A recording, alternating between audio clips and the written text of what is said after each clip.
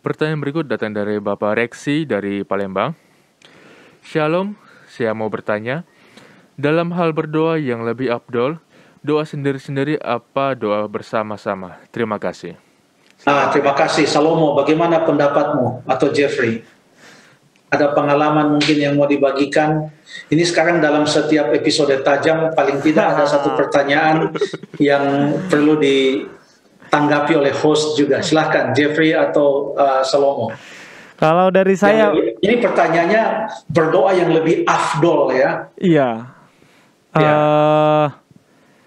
Kalau dari saya, pendeta, ada hal yang berbeda. Ada hal yang berbeda ketika kita berdoa bersama dan ketika kita berdoa sendiri-sendiri. Maksudnya ada kesan yang berbeda. Mana lebih afdol, kalau aku sih merasa nggak bisa mengatakan lebih afdol berdoa sendiri, lebih afdol berdoa sama-sama. Karena kadang kalau doa pribadi, kayak saya itu doa pribadi itu nggak kayak liturgi banget. Jadi kayak berbicara dengan Tuhan. Tuhan, kenapa ya kalau gini kayak gitu. Jadi berdoa misalnya buat jam doa jam 5 pagi atau jam 4 pagi kayak gitu, berdoa sendiri secara personal ke Tuhan. Tapi lebih bercerita kayak gitu. Lebih bercerita. Tapi kalau doa sama kelompok, kita kayak ada liturginya. Kita kayak doa ICTS kayak gitu kan, kita ada liturgi yang kayak nikmat juga menghantar, kayak kita saling menguatkan di dalam doa itu gitu. Terima kasih Jeffrey. Semoga doa-doa pribadimu segera dijawab Tuhan. Amin. Kemudian Salomo, bagaimana pendapatmu? Kurang lebih sama kayak pendeta, Bang Jeffrey sih, pendeta. Kalau saya pribadi sih lebih bukan berbicara mengenai abdolnya, tapi kalau lebih menikmati, saya lebih menikmati doa secara pribadi. Kenapa? Seperti kata Bang Jeffrey tadi, kita kalau berdoa secara pribadi itu kita seperti berbicara atau seperti curhat sama Tuhan. Jadi kita dalam berdoa itu secara pribadi otomatis banyak sekali curahan-curahan hati kita yang bisa kita sampaikan kepada Tuhan. Berbeda kalau kita berdoa secara berkelompok atau secara bersama-sama, tentunya ada beberapa doa atau permohonan doa yang tidak bisa kita sampaikan kepada sama kelompok kita. Namun, seperti kata Bang Jeffrey tadi, kalau kita berdoa secara bersama-sama ini kita lebih seperti saling dikuatkan di dalam kelompok tersebut. Mungkin itu dari saya, pendeta. Terima kasih Jeffrey dan juga Salomo. Di dalam Alkitab ada contoh-contoh orang doa sendiri, lalu kemudian orang berdoa bersama-sama. Yesus sering berdoa sendiri, ya, tapi dia juga sering berdoa bersama-sama dengan murid-muridnya. Daniel, dalam Daniel pasal 6 ayat 10 dan ayat 11, dia berdoa sendiri secara pribadi 3 kali sehari dengan tingkap-tingkap jendelanya di ruangan atas itu terbuka mengarah ke Yerusalem. Dan ada juga mungkin contoh yang lain orang berdoa sendiri, dan saya mau coba lihat ya, itu di 1 Samuel. Jeffrey sama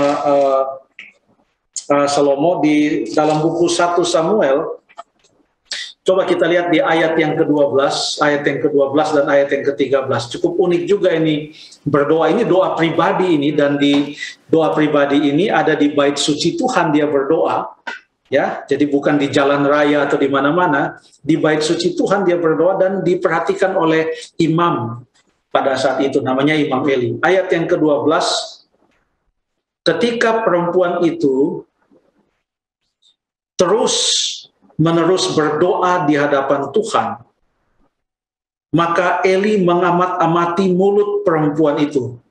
Karena si Imam Eli nggak bisa dengar apa yang didoakan oleh Hana. Apalagi di ayat yang ke-10 dikatakan, dengan hati pedih ia berdoa kepada Tuhan sambil menangis terseduh-seduh.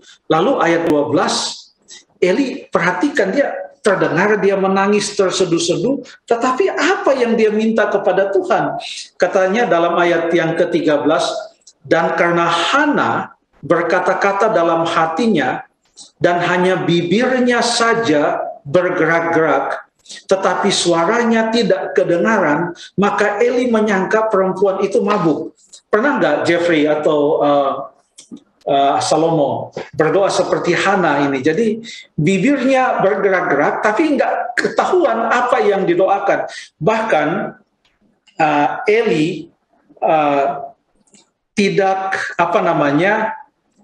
mengetahui. Katakanlah Eli waktu itu adalah petugas gereja, dia imam, katakanlah dia pendeta, supaya kita punya ilustrasi seperti sekarang ini. Ada orang datang di gereja lalu berdoa, pendeta lihat, kenapa ini ibu atau ini bapak berdoa hanya bibirnya yang komat kamit, tapi tidak tahu apa yang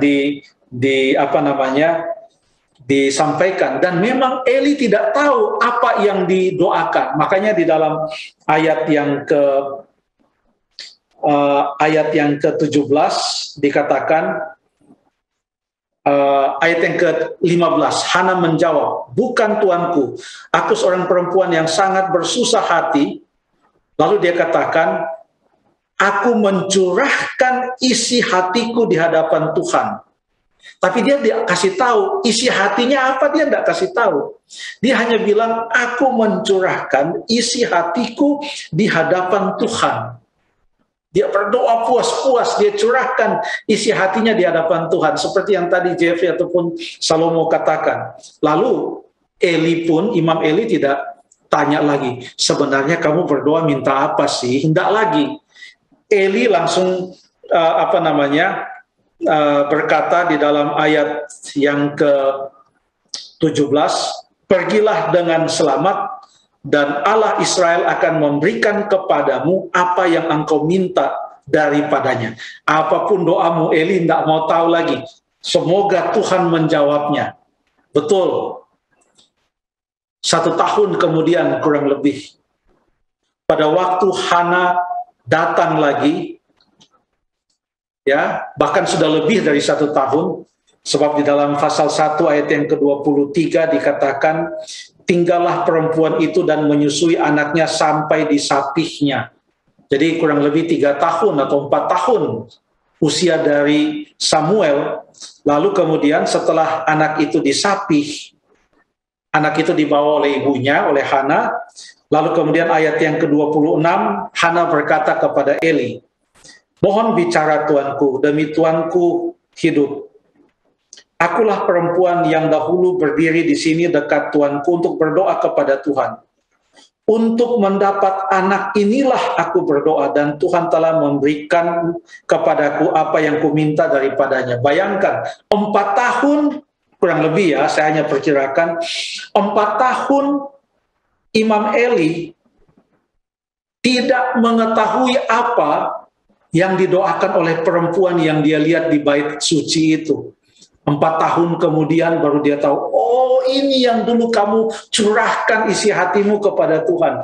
Jadi inilah salah satu contoh dari doa pribadi. Orang membuat janji dengan Tuhan, memohon sesuatu yang sungguh-sungguh, mempunyai komitmen kepada Tuhan, memohon dan mau melihat mujizat Tuhan berlaku di dalam kehidupannya. Itulah yang terjadi di dalam doa-doa pribadi. Ada juga doa bersama, dan ada banyak contoh ya di dalam Alkitab doa bersama. Saya tertarik melihat bagaimana Rasul Paulus berdoa bersama-sama dengan tua-tua jemaat atau dengan jemaat. Saya boleh baca ya beberapa ayat di antaranya. Coba kita buka di dalam Kisah pasal yang ke-20 ayat yang ke-36. Kisah pasal yang ke-20 ayat yang ke-36 dan 37. Sesudah mengucapkan kata-kata itu kata-kata perpisahan ya, Paulus dan tua-tua jemaat Efesus yang datang ke Miletus. Ayat 36 berkata, sesudah mengucapkan kata-kata itu, Paulus berlutut dan berdoa bersama-sama dengan mereka semua. Berlutut dan berdoa bersama-sama dengan mereka semua. Maka menangislah mereka semua terseduh-seduh sambil memeluk Paulus. Mereka berulang-ulang mencium dia. Mereka sangat berduka cita, terlebih karena ia katakan bahwa mereka tidak akan melihat mukanya lagi. Jadi bayangkan doa perpisahan, saya bayangkan Paulus berdoa untuk memberkati akan tua-tua jemaat dan jemaat itu, walaupun mungkin mereka tidak akan bertemu lagi, tapi supaya mereka boleh semua tetap setia kepada Tuhan, sampai bertemu di dalam kerajaan sorga pada waktu Tuhan Yesus datang. Doa dengan pengharapan yang sama, didoakan bersama-sama, sungguh sangat luar biasa. Ada beberapa kali Paulus berdoa, bahkan di ayat yang ke pasal 21 ayat yang ketiga dan ayat yang kelima mengatakan, pasal yang ke-21 dalam kitab Kisah ayat yang ketiga sampai ayat yang kelima, kemudian tampak Siprus di sebelah kiri, tapi kami melewatinya dan menuju ke Syria. Akhirnya kami tiba di Tirus, naik kapal. Muatan kapal harus dibongkar di kota itu. Di situ kami mengunjungi murid-murid dan tinggal di situ 7 hari lamanya. Oleh bisikan roh, murid-murid itu menasihati Paulus supaya ia jangan pergi ke Yerusalem. Tetapi setelah lewat waktunya, kami berangkat meneruskan perjalanan kami. Perhatikan kata-kata selanjutnya.